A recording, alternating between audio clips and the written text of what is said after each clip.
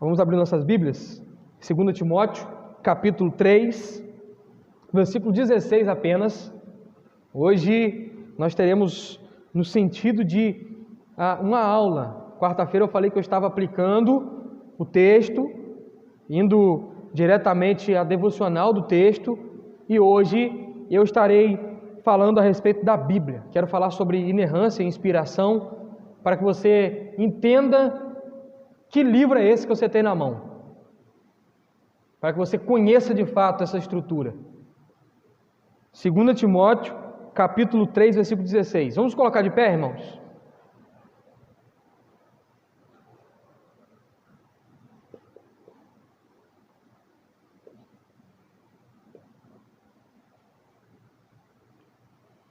Diz assim a palavra de Deus: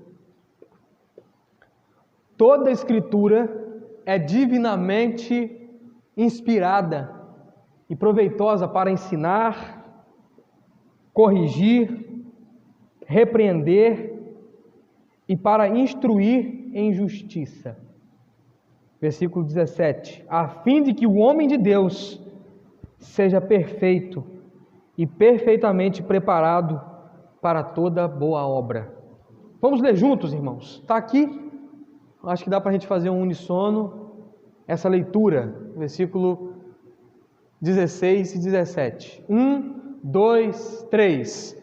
Toda a Escritura é divinamente inspirada e proveitosa para ensinar, para redarguir, para corrigir, para instruir em justiça, para que o homem de Deus seja perfeito e perfeitamente instruído para toda boa obra. Senhor, dá-nos graça para a compreensão da Tua palavra.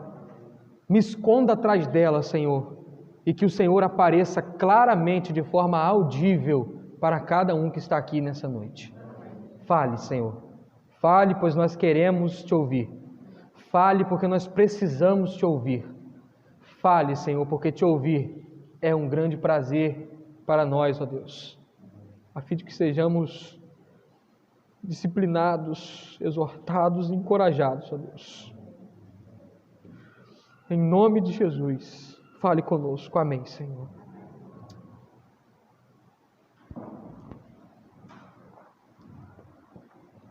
Irmãos, eu vou ser bem objetivo, para que nós não venhamos romper com o horário. Você pode ficar tranquilo, porque eu falarei cerca de 45 minutos naquilo que me está proposto, mas com objetividade, a fim de não te deixar sem compreender nada através da fadiga e do cansaço. Mas, sendo objetivo, eu gostaria de focar os seus olhos, junto com os meus, na palavra de Deus e cuidar de trazer informações. Eu estou te levando para um objetivo, eu tenho um objetivo, eu estou te levando para esse objetivo. Qual que é o objetivo de hoje, da palavra de Deus aos nossos corações? Te conduzir a amar a Bíblia, te conduzir a valorizar a Bíblia e te conduzir a usar ela diariamente, tendo compreensão do que está nas suas mãos.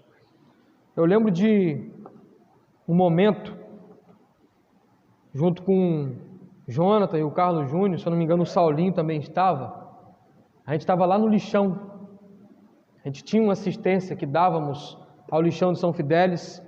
A gente levava mantimentos, mas nosso foco mesmo era conversar com aquele pessoal, era levar a palavra de Deus, orar com eles.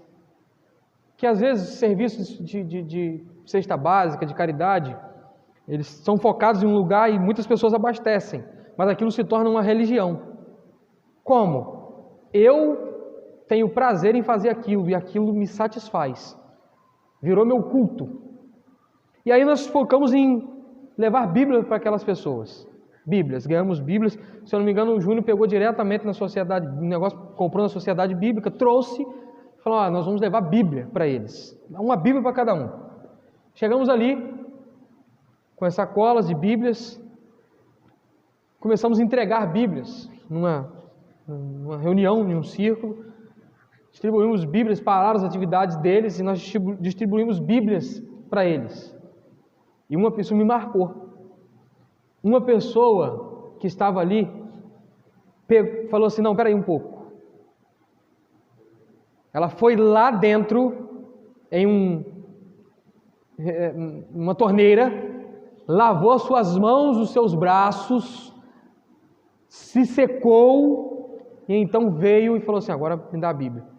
E a gente ficou olhando para aquilo, e ela falou assim: não, eu acho que não tem nenhum livro mais puro do que esse, eu preciso estar pelo menos com as minhas mãos limpas. E a gente falou: não, tudo está certo, e aquilo nos impactou, aquilo foi um grande impacto. O valor de que quem nem conhecia a palavra em sua estrutura, em sua historicidade, na sua coletânea de livros, dava para aquilo que estava recebendo. E quantas vezes nós negligenciamos essa palavra, a tratamos como um livro qualquer, não damos a ela a importância devida, não a valorizamos, não a amamos, sequer a lemos, e longe de nós aplicarmos. E aí aquela pessoa nos disse: eu vou ler essa Bíblia, mas depois que eu chegar em casa, tomar um banho, e aí então eu vou pegar a Bíblia e vou ler. Esse livro, irmãos, não é qualquer um livro. Nenhum livro falou com tanta gente, em tantas épocas, como a Bíblia falou. Nenhum livro tocou corações e marcou vidas em tantas épocas como esse livro. O sagrado livro de Deus. Eu quero te conduzir, irmão, a você valorizar isso que está na sua mão. Primeiro, porque é a palavra de Deus. Os cristãos ortodoxos, eles acreditam que a Bíblia é a palavra de Deus. Os neo-ortodoxos acreditam que a Bíblia torna-se a palavra de Deus. Os modernistas, ou o modernismo, ele acredita que a Bíblia contém a palavra de Deus. É uma declaração de fé que todo crente faz, indiretamente ou diretamente. E é bom que seja diretamente, é bom que você escreva isso em algum lugar na sua casa.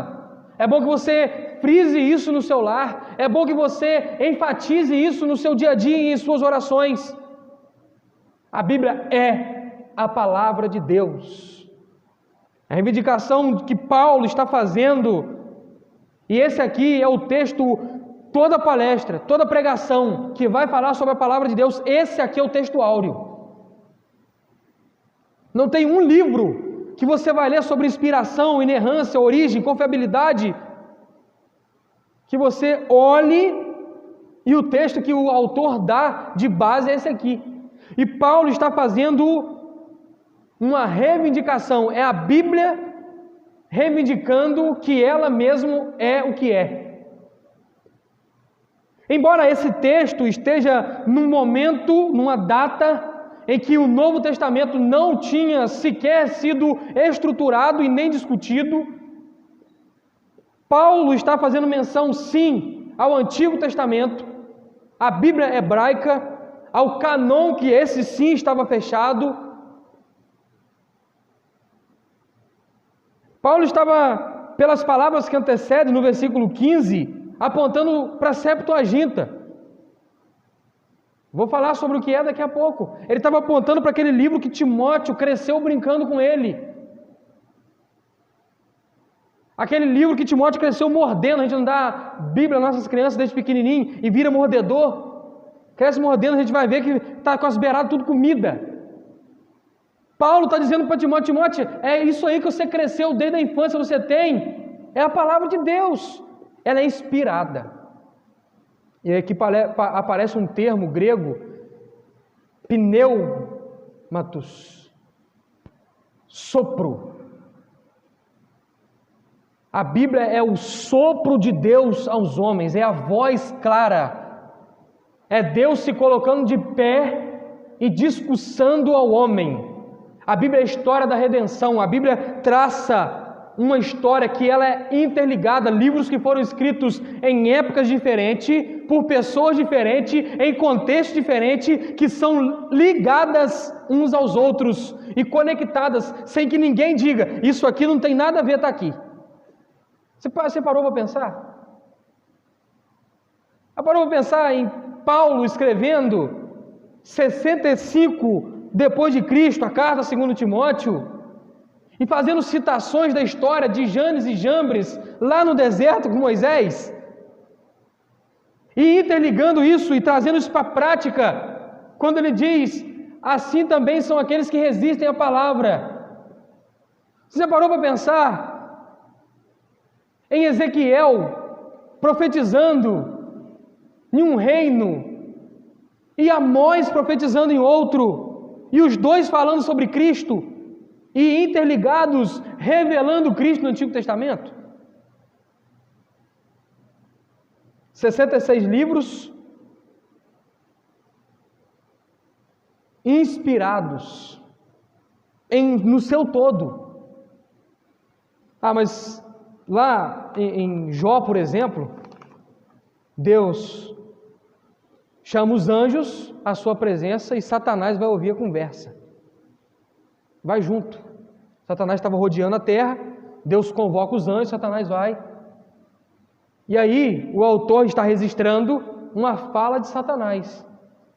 Quando Deus vira para ele e pergunta, você viu o meu servo Jó? Ele fala, vi sim. Vi sim. Ele de fato é íntegro, mas ele é íntegro porque o Senhor dá tudo a ele. Aí você me pergunta, as palavras de Satanás, elas são inspiradas? E eu te respondo, o que está escrito na Bíblia é inspirado. Qual é a verdade que está no texto? Procure a verdade do texto. Mas pastor, por exemplo, tem um pecado de Davi. Como que a Bíblia não contém erros? Tem um pecado de Davi adulterando, isso aí tem inspiração nisso. Até nisso eu vejo a plenitude da Bíblia, que ela não esconde nem os erros dos homens, para então apontar para Cristo na necessidade dele. Quando você olha para uma falha de um rei, você me pergunta, que avenida o senhor encontra, pastor, que me conduz a Cristo nessa passagem que mostra um pecado do rei? E eu digo, a necessidade do Redentor. Porque a Bíblia, do versículo 1:1 de Gênesis, até o último versículo de Apocalipse, ela só tem uma história. É a história da redenção. Que começa com a criação, queda, e aí vem o plano perfeito apontando para Cristo. E aonde nós vemos a revelação do Salvador,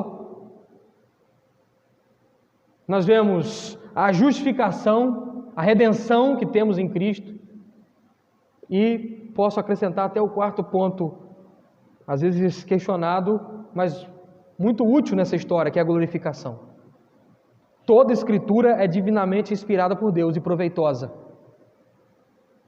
Quando eu olho para esse versículo, 3 princípios iniciais, eles me vêm. A Bíblia é inspirada, é Deus falando, é o sopro de Deus, ela é útil, nessa versão que lemos, proveitosa, e ela é suficiente. Temos Deus falando, temos a utilidade para que Deus está falando e temos a suficiência no que Deus está falando, o que nós precisamos. E aí, o Paul Washer uma vez escutou de um jovem dizendo bem empolgado para ele, Paul Washer, a Bíblia é tudo que nós precisamos. E Paul Washer, com a sua piedade firme, ele vai dizer, jovem, a sua declaração, ela contém uma parte de verdade, mas ela não é toda a verdade. A Bíblia não é tudo que precisamos, a Bíblia é tudo que temos. Me responda, o que você tem para sustentar a sua fé, se não a palavra de Deus? Me responda, o que você tem para te encorajar a sua vida cristã, se não a palavra de Deus? Me responda, o que para você é orientação, regra, disciplina, palavras que te conduzem ao arrependimento? Onde você acha? É a palavra de Deus, ela é tudo para nós, ela é tudo que temos. E quando nós entendemos que ela é tudo que temos, nós entendemos o quão ela é suficiente. E quando nós nos sujeitamos a ela, nós entendemos a inspiração que tem, porque nós entendemos que é o próprio Deus falando nos nossos corações.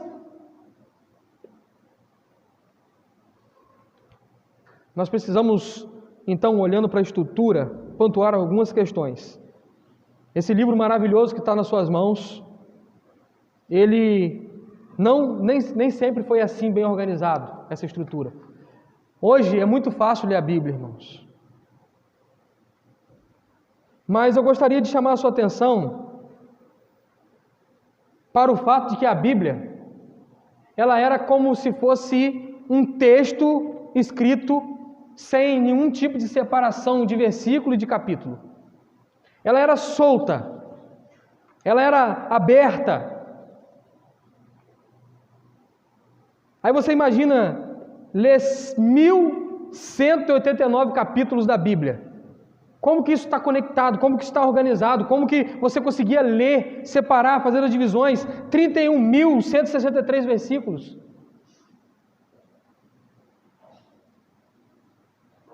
Essa estrutura maravilhosa que tem na sua mão, que te facilita, que te orienta, que te dá uma facilidade danada, e você precisa se atentar para essa facilidade que você tem e usá-la mais. Então, irmãos, eu gostaria de pontuar com os irmãos a respeito disso. Olhar para os irmãos essa estrutura de que no Antigo Testamento nós vemos a lei, a história, a poesia, a profecia. E quando vemos a lei, nós vemos o fundamento de Deus a respeito da chegada de Cristo. Quando nós olhamos para a história, nós vemos a preparação para a chegada de Cristo. Desde a queda, quando passamos a olhar Abraão, Deus tirando ele de uma terra, chamando ele, dizendo a ele que daria uma grande nação. Isso tudo é a preparação para a chegada de Cristo. Quando nós olhamos para a poesia, nós vemos os poetas cantando o anelo pela chegada de Cristo. Quando nós olhamos para o Salmo, nós vamos ver o salmista cantando a respeito da grandeza de Cristo, o anelo que ele tem por sua vinda, pelo seu reinado, por sua obra. Quando nós olhamos para a profecia, nós vamos ver a confirmação ou a certeza da chegada de Cristo. Quando os profetas, eles apontam o caminho. Quando lemos Isaías 53, nós vamos ver, de fato, a palavra de Deus, a Bíblia, dizendo que Ele viria, como Ele seria, qual seria a sua obra. Quando nós olhamos para a lei, nós vemos Deus apontando o parâmetro daquilo que Deus faria por nós em Cristo. Quando olhamos para o Novo Testamento, então, nós abrimos o Novo Testamento com o Evangelho, são 4, Mateus, Marcos, Lucas e João, e vemos a manifestação de Cristo. Aqui o reino inaugurado, o reino do aqui e do virá inaugurado. Aquele que inaugurou o reino, o rei, cantado nos Salmos, anunciado pelos profetas, agora ele veio, ele está aqui, ele se fez carne. E aí quando nós olhamos para Atos, nós vamos ver esse Cristo propagado, anunciado. Quando nós olhamos para as epístolas, nós vamos ver o que se interpretou a respeito do Antigo Testamento e de Cristo e como isso foi aplicado na vida da igreja. E quando nós olhamos para o Apocalipse, nós vemos a então trombeta tocada e a consumação de tudo aquilo que Deus nos prometeu. Toda a Bíblia é a palavra de Deus, e o pregador, ele não pode pregar um pedaço da palavra de Deus, ele tem que pregar toda a palavra de Deus. E um crente, ele não pode viver um pedaço da palavra de Deus, ele tem que viver toda a palavra de Deus. Eu sei, você não é capaz, eu também não sou. Por isso que Deus manda Cristo, por isso que Deus derrama graça, por isso que Ele tem misericórdia, e por isso que a Bíblia é inspirada, e não você. E por isso que Deus dá graça a homens no decorrer da história para então descortinarem o que a Bíblia está dizendo, como ela está dizendo, por que ela está dizendo, ligar os textos, e eu dou graças a Deus por esses homens que marcaram a história através de suas vidas, e então reverberam a nós aquilo que eles fizeram, e os seus escritos e os seus ensinamentos a partir da palavra. Não pense que foi algo escrito por escrito. Os homens não tinham compromisso nenhum com a palavra, e aquilo foi escrito, e isso chegou até nós de maneira nenhuma. Gostaria de dizer que a Bíblia é inspirada, mesmo em sua totalidade. Há necessidade urgente, irmãos, de falarmos mais da Bíblia, falarmos mais da sua estrutura. E quando eu digo falar da sua estrutura, eu gostaria de chamar a sua atenção para como era organizado isso. Como que isso funcionou? O Antigo Testamento e os hebreus, eles dividem assim: lei, profetas e escritos. Torá, Nebuim, que são os profetas, e os Ketubins, que são os escritos. E eles dividem a lei, que são os 5 primeiros livros da Bíblia: Gênesis, Êxodo, Levítico, Número e Deuteronômio. Quando Neemias está voltando com o povo, e depois de estruturar o muro, Esdras abre, e ali o registro está em Neemias. Esdras abre o livro da lei de manhã e começa lendo toda a lei. De fato, já existia um material. Se ele abriu o livro da lei e leu o livro da lei, já existia um material. A grande questão é que na literatura hebraica, ou na Bíblia hebraica, Esdras e Neemias, eles são os penúltimos livros a serem organizados na sua estrutura. E às vezes você compreenderia melhor se você lesse todo o Antigo Testamento e depois começasse a ler aquilo que se diz a respeito da restauração. Esdras, Neemias, Esté, a história dela, como que foi. E aí você entenderia melhor o que ele está lendo, por que ele está lendo. Já existia uma estrutura. E Crônicas é o último livro da Bíblia hebraica. Porque somente depois de estar tudo organizado, através da tradição oral, eles começam a organizar a história de Israel, dos seus reinos, de seus altos e baixos, de suas quedas, de suas conquistas, dos pecados dos reis, das vitórias dos reis. Então fica o registro. Quando nós olhamos para os profetas, eles dividem profetas anteriores e profetas posteriores. Lá você observa que não tinha o livro, por exemplo, que nós temos a divisão hoje, que é poesia. A poesia hebraica ela era colocada junto com o escrito, com os escritos.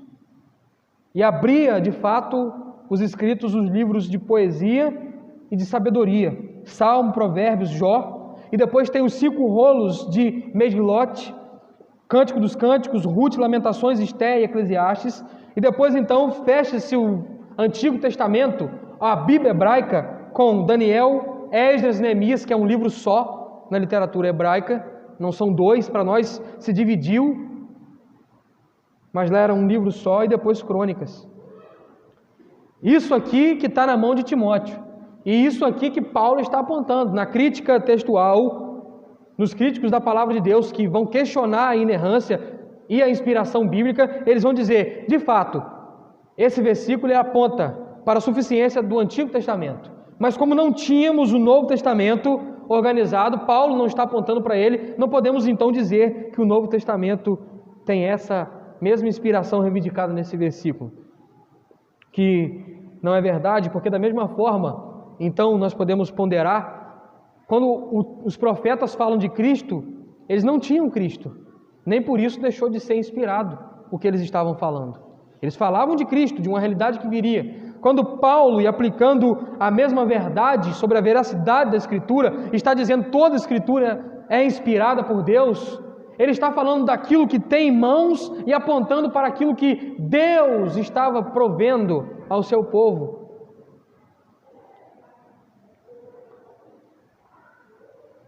As Sagradas Letras, Antigo Testamento, 39 livros organizados, compilados, preservados, diante de muitas perseguições, afrontas, embates, tentativas de acabar com esse livro, ele foi preservado por Deus, guardado por Deus, e em determinado momento isso foi desenvolvido por graça também e pela soberania de Deus. Quando Ptolomeu II, o rei de Alexandria, que era a capital do Egito, pede para que se escreva um livro, ou a Bíblia, em um livro que fosse em grego, para a compreensão da língua grega. E aí qual que é a tradição da Septuaginta? Septuaginta é um livro em que o nosso original chegou com restícios dele. As nossas primeiras traduções, feitas por Almeida, são as Bíblias mais usadas no Brasil, no português. Tem a Revista Atualizada, Almeida Corrigida, agora tem a AAA atualizada, usaram siglas aí para dar uma nova versão. A século 21, a contemporânea é o que eu uso. Essa Bíblia foi tirada da tradução de Joséfo, mas com olhos na Septuaginta, que é o original grego. Como se deu? Septuaginta se deu por causa exatamente do que ocorre. Ele manda juntar 6 homens de cada tribo de Israel. Ele junta esses homens, que vai dar o número de 72. Ele coloca um em cada lugar, com um livro do Antigo Testamento, que é original hebraico, para que eles então traduzissem para o grego. E ao final de 72 dias, ele junta eles, e todos eles acabaram ao final de 72 dias. E tudo que se leu em um, estava escrito no outro, e nos 72 iguais. Essa é uma tradição, embora muito romantizada, da Septuaginta, mas se deu com o fato de que 72 homens traduziram algo para o grego que teve em forma integral a similaridade. Ela se encaixou. Alguns erros de compilações, o Luiz Saião, ele cita numa das palestras que eu ouvi dele, preparando o material, ele vai falar de uma citação de Gênesis 10, capítulo 4, o nome de um homem, que é, em uma tradução, deixa eu ler para os irmãos essa passagem, para os irmãos compreenderem a respeito do que pode e como se reivindica a autoridade da Escritura. 10:4.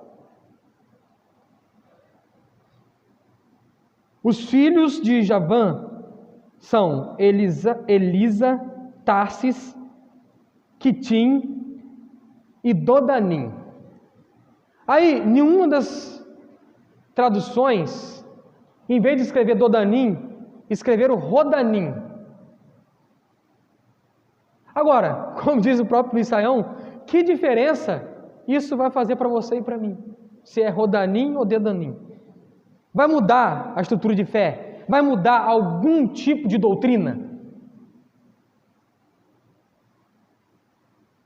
E se nós olharmos para o que Paulo está dizendo a Timóteo não se envolver em discussão tola, eu não posso nem me envolver em tipo de discussões como essa.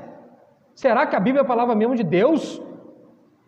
Nenhuma tradução está escrito Rodanim, na outra está escrito Dodanim. Será que ela é inspirada? Tem erros. Completamente tolo isso. Mas discutível. Então, eles traduzem para o grego, koiné, original da época, não é o grego que se fala hoje na Grécia, o grego contemporâneo. Aí você imagina como que essa Bíblia chega na sua mão, como pastor que pode, depois de 2000 anos, essa Bíblia está intacta, preservada. O que nós temos em nossas mãos, irmãos, são cópias das cópias das cópias. E até nisso eu vejo a soberania de Deus e a inspiração de Deus em preservar a sua verdade. O descrente, ele olha para isso e diz, alguma coisa se perdeu. O crente, ele olha para isso e diz, como Deus é maravilhoso e soberano. Em preservar uma palavra com uma tamanha prova de amor, porque Ele quer o melhor para mim, através da sua palavra Ele revela isso. Ele me quer santo, santificado, irrepreensível. Ele conserva essa palavra, e essa palavra chega até mim. Irmãos, essa Bíblia, ela chega no latim só no século 4 para 5. Começa no século 4 e se conclui no século 5. Demora mais de 100 anos para chegar no latim. João Ferreira de Almeida traduz por português em 1681. A primeira versão bíblica no português. Ela foi publicada só no Novo Testamento, pelo fato dele ter morrido, depois de traduzir o Novo Testamento, que foi concluído por um de seus amigos, Jacobs, que termina essa tradução e então fecham a Bíblia inteira. O Novo Testamento ele foi reconhecido como Bíblia para os cristãos gentios, para nós, no ano de 1692. Até então, ele era um livro histórico de um registro sobre Cristo, que tinha uma grande representação e valia para a igreja, mas ainda não era o canon. E canon significa vara de medir. O que era isso lá na Grécia? Eles não tinham o sistema de medida que temos hoje. Então eles cortavam pedaços de pau para se fazer medida. Olha, a medida vai ser essa aqui. Para dividir terra, por exemplo, para fazer cercas, demarcações, e eles mediam tantos pedaços, tantas varas. E esse termo foi aplicado à Bíblia como canon, porque ela é uma regra de medida, uma vara de medida para o crente. Uma regra de fé e prática. Ela mede como o crente deve viver. E então, em 1682, no Sínodo de Jerusalém, essa Bíblia é então fechada, 27 livros do Novo Testamento, reconhecidos. Concluídos, organizados, editados. E aí, irmãos, eu gostaria de olhar para essa estrutura, quando nós temos na nossa Bíblia hoje, essas divisões. A lei, que é o Pentateuco, os 5 primeiros livros da Bíblia, a poesia, que são os 5 livros que falam a respeito de poemas e cânticos e salmos, aquilo que se usava de liturgia, aquilo que era de sabedoria, Jó, Salmos, Provérbios, Eclesiastes e Cântico dos Cânticos. Jó entra nos livros de sabedoria. Se você leu Jó só como história de um homem sofredor até hoje, você lê de novo, observando a estrutura poética, aquilo que tem de sabedoria no livro de Jó. Se você focou em olhar a história de um homem sofredor, como que ele sofreu, como ele teve fé, como Deus restaurou a vida dele, isso é verdade. Mas se você esqueceu de ver a sabedoria bíblica no livro de Jó, volte lá e lê de novo, olhando para esse princípio de sabedoria. Eclesiastes e Cântico dos Cânticos. Nós teremos a exposição de Eclesiastes aqui, dentro em breve, com o Jonatas. Nós temos os livros históricos, os livros de história, que é Josué, Juízes, Ruth, Samuel, 1ª e 2ª, Reis, 1ª e 2ª, Crônicas, 1ª e 2ª, Esdras, Neemias e Esté. Temos os profetas maiores, e aí não está dizendo respeito só ao tamanho do livro, está dizendo respeito à geografia abrangida por ele. São eles, Isaías, Jeremias, Lamentações, Ezequiel, Daniel, e os profetas menores, que são 12, Oséias, Joel, Amós, Obadias, Jonas, Miqueias, Naum, Abacuque, Sofonias, Ageu e Zacarias, e termina com Malaquias. E aí nós temos essa estrutura de Bíblia, que é usada pelos cristãos de hoje. Antigo Testamento. No Novo Testamento, você deve manusear, prestando atenção nisso, que nós temos uma divisão clara. Tem um livro histórico que fala de uma era da igreja, conta nossos primeiros irmãos, como que eles viviam, como que eles pregavam, como que eles anunciavam o Evangelho. E aí depois desses livros históricos, nós temos as epístolas paulinas. E aí depois nós temos as epístolas gerais, que são Tiago, Pedro, 1 e 2, João 1, 2 e 3 e Judas. São chamadas de epístolas gerais por quê? Porque elas foram escritas com o objetivo de contemplar todas as igrejas que tinham naquele tempo. Por isso são epístolas gerais. As epístolas paulinas, elas tinham o objetivo de contemplar as igrejas específicas para a qual ele estava escrevendo. Até por conta de Paulo estar escrevendo numa tonalidade pastoral para tratar de problemas da igreja local. Quando ele escreve aos Coríntios, por exemplo, tem um problema lá absurdo de adultério. E ele escreve combatendo esse problema. Uma curiosidade é que antes de 1 Coríntios teve outra carta. E depois de 2 Coríntios teve outra carta. Nenhuma delas se enquadrou no canon do Novo Testamento. Até por conta de material de base. Não se achou cópias em perfeitos estados que davam para traduzir, ler e organizar. Se achar alguma coisa hoje, eles vão entrar na Bíblia? Eu pergunto a vocês, sim ou não? Não, o canon está fechado. E o selo, através dos sínodos, dos concílios, que foi feito entre as igrejas da época, os líderes da igreja da época, eles são selados e não podem ser abertos para colocar isso. Tanto é que nós, como protestantes, desaprovamos 113 livros apócrifos. Ou seja, são livros que foram escritos no mesmo período da Bíblia, que em algum momento tentaram colocar eles na Bíblia. Por que foram rejeitados?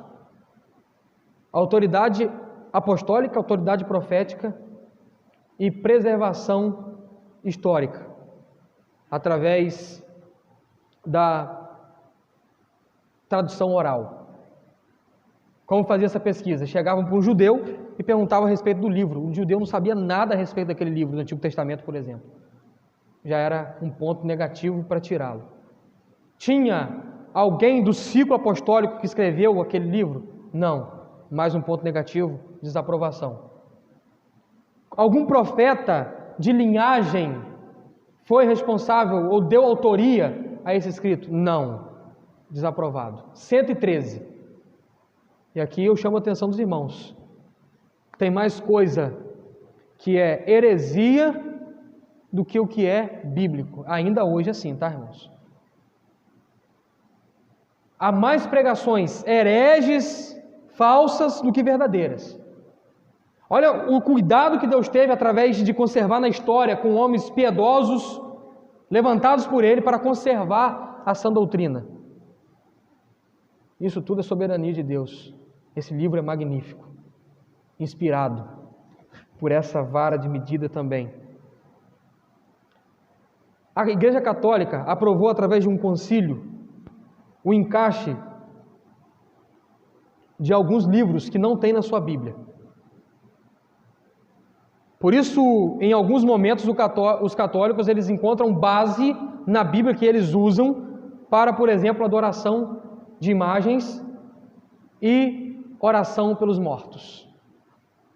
Por isso que nós devemos reivindicar e sempre levantar essa palavra de Deus como inspirada, fechada, organizada, e ela é a palavra de Deus, porque foram Esses são os mais famosos, que entraram na Bíblia deles. Eu vou citar para os irmãos. Eles adicionaram, depois de Salmos, adições do livro de Daniel, e depois de Esther, Macabeus 1 e 2, e Baruque foi colocado depois de Lamentações. Eles acrescentaram no Antigo Testamento Eclesiástico, Sabedoria, Judite e Tobias. Foram colocados depois de Neemias. Eclesiástico depois de Cântico dos Cânticos. O objetivo era claro. Era uma resposta à reforma. É o que chamamos de contra-reforma. Quando a Igreja Católica ela tenta se embasar para praticar aquilo que é litúrgico e prática de vida cristã. Isso é um grande erro, pois a Bíblia já estava fechada, o cânon, a autoridade total da Bíblia. Mas eu gostaria, irmãos, de concluir falando a respeito de inspiração ainda, agora saindo da estrutura e olhando para aquilo que é prático do texto. A Bíblia é inspirada por Deus. O que isso significa? Significa que ela foi transmitida por Deus diretamente e literalmente soprada para os seus escritores. Uma definição para inspiração. A Bíblia é a palavra de Deus inspirada, porque Deus citou através da intuição ou diretamente as suas palavras aos seus santos homens do passado.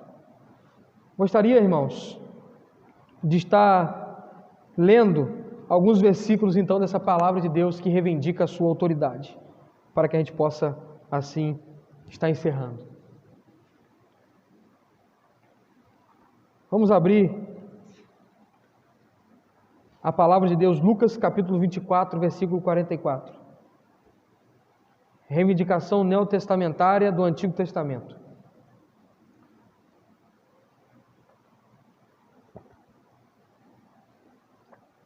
Lucas capítulo 24, versículo 44.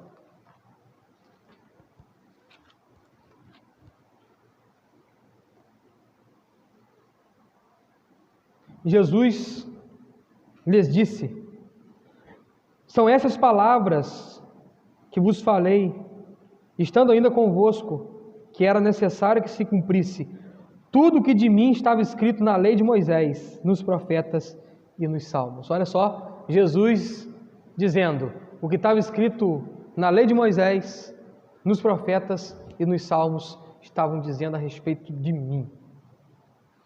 Vamos ler mais um texto da palavra de Deus. Deixa eu pular alguns aqui.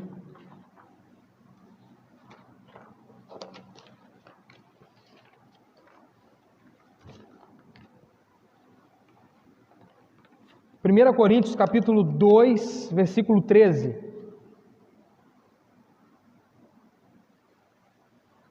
Primeira carta de Paulo aos Coríntios, capítulo 2, versículo 13.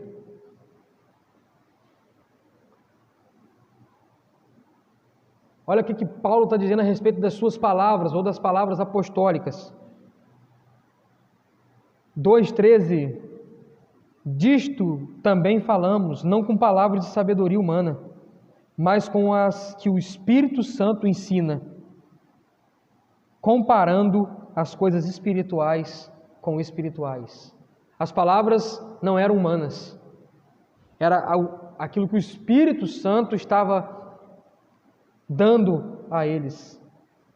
2 de Pedro, capítulo 1, versículo 21.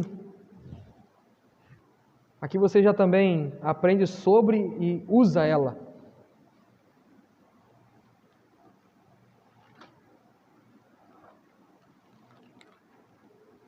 2 Pedro, capítulo 1, versículo 21. Que por ele credes em Deus. Perdão, estou lendo primeira. 2 de Pedro 1, 21. Pois a profecia nunca foi produzida por vontade de homens, mas os homens santos da parte de Deus falaram movidos pelo Espírito. Não foi Joel, o profeta que sentou em cima da pedra e falou: poxa, deixa eu produzir alguma coisa aqui que vai falar sobre Cristo. Não. Deus produziu em seu coração, e aqui está a intuição divina, na inspiração e na inerrância. Deus não sentou do lado e ficou ditando as palavras. Deus gerou no coração dos profetas a expectativa da vinda, a necessidade do arrependimento, o pecado do homem, e aí a caneta do profeta foi conduzida pelo Espírito a escrever o que foi escrito, não por parte dele mesmo. Mais um texto, Hebreus 1:1. Aos Hebreus 1:1. Havendo Deus outrora falado muitas vezes e de muitas maneiras aos pais pelos profetas, versículo 2, a nós falou-nos nesses últimos dias pelo Filho, a quem constituiu o herdeiro de tudo, por quem fez o mundo. Aqui nós temos muitas bases doutrinárias a respeito da doutrina da inspiração e inerrância bíblica. Primeiro, Deus falou muitas vezes aos profetas. Deus falou de muitas maneiras aos profetas e pelos profetas. Segundo. Terceiro, Deus falou pelo Filho, aquilo que ele interpretou e aplicou quando esteve aqui. E Deus fez tudo. E aí parece Cristo na criação, mais uma reivindicação do link, Novo Testamento, Antigo Testamento, Cristo com aquilo que está acontecendo lá no passado, no versículo 2, por quem fez o mundo. 4 bases para a doutrina da inerrância, da suficiência da Bíblia em 2 versículos. Vamos ler mais um versículo da Palavra de Deus, 1 de Pedro 1:11.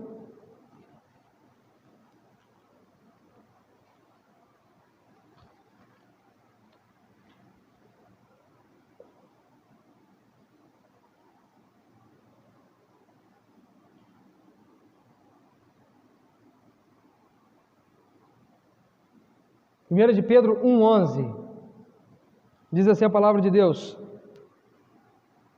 indagando qual o tempo ou qual a ocasião que o Espírito de Cristo que estava neles indicava, ao dar de antemão testemunho sobre os sofrimentos que a Cristo haviam de vir e sobre as glórias que os surgiriam. Os nossos profetas do Antigo Testamento falando como seria a vida de Cristo, o que ele faria, o seu sofrimento e a glória que seria revelada nele, na expectativa do porvir e na sua vinda sobre as nuvens para nos buscar. Irmãos, o que nós temos aqui diante de nós é a reivindicação bíblica da inspiração, daquilo que nós temos de estrutura. Deixa eu te dizer uma coisa. O comentário que tem na sua Bíblia, ele não é inspirado. Esse númerozão 1 que está aí na sua Bíblia, 2, 3, não é inspirado. Os númerozinhos pequenos, 1, 2, 3, 4, 5, não são inspirados. As letras, os versículos, sim, são inspirados. Porque Deus inspirou aquilo que é original e nos deu a herança da inspiração com a mesma autoridade, o que chegou em nossas mãos. Irmãos, vamos usar mais as Bíblias, não só de forma religiosa, como se fosse o cumprimento de uma tarefa muito pesada que você tinha recebido. Mas vamos fazer como o Salmo 1 vai dizer: antes o seu prazer está na lei do Senhor. Vamos, irmãos, fazer como o Salmo 119 nos indica: O ápice do prazer do crente no seu dia a dia é ler e praticar a palavra de Deus. Meu irmão, você e eu, nós precisamos olhar para a Bíblia não como um livro qualquer. Ah, está ali, deixa eu deixar aberto no espanta demônio. Não. Ela é a nossa regra única de fé e prática. Qual é o seu nível de envolvimento com a Bíblia? Diário, semanal. Quantos versículos você lê? Isso vai dizer muito sobre quem é você no seu dia a dia. Qual é a autoridade que a Bíblia exerce sobre você? Isso não pode. E sim, a Bíblia vai dizer muitos nãos para a gente. E não tem problema nenhum. Eu não tenho problema nenhum quanto a isso.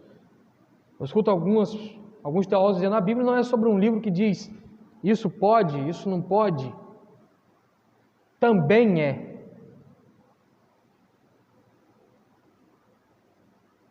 Quais são os princípios de vida que você tem que são oriundos da palavra de Deus?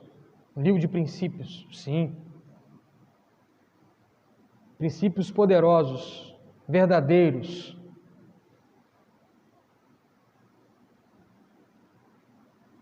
Quantos versículos você tem memorizado?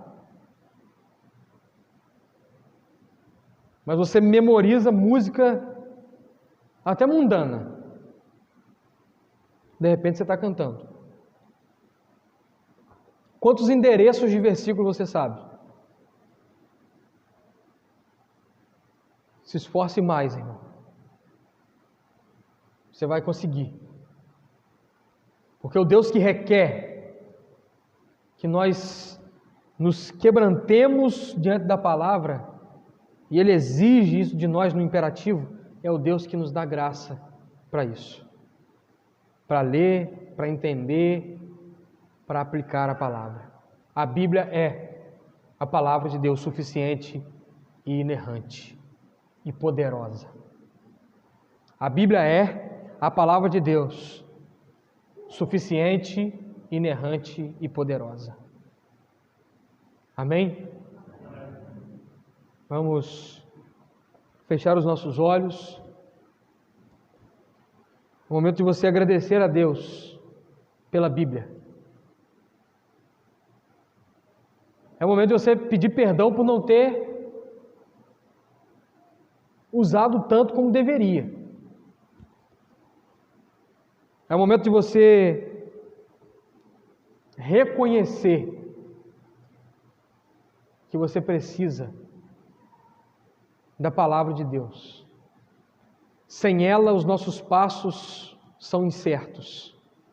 Sem ela, as nossas decisões são turvas. Sem ela, a nossa fé é vazia.